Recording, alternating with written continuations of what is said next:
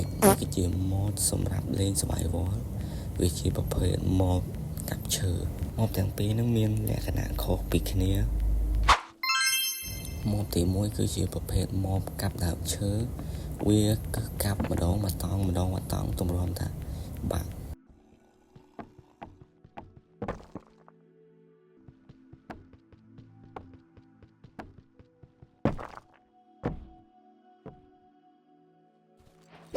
mod ទី1របស់យើងគឺ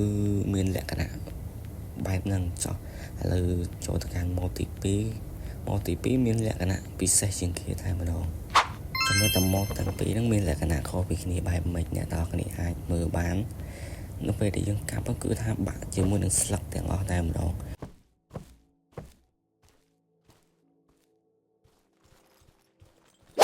mod នេះពិសេសជាង mod ទី1បែបម៉េចគឺវាអាចកាប់ជាមួយនឹងរ៉ែបាន mod ទី1គឺយើងអាចកាប់ជាមួយនឹងដើមឈើប៉ុន្តែ mod នេះគឺយើងអាចកាប់ជាមួយនឹងរ៉ែបាន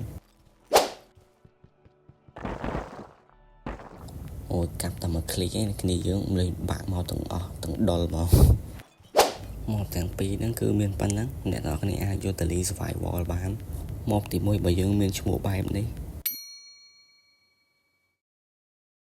mod ទី2មានឈ្មោះបែបនេះសូមបញ្ជាក់ mod ទាំងពីរហ្នឹងដោននៅក្នុងកម្មវិធីមួយនេះហួយដល់ថ្ងៃហ្នឹងមានប៉ុណ្ណឹងបើកថាមានប្រយោជន៍កុំភ្លេចឲ្យបេះដូងអ្នកមួយផង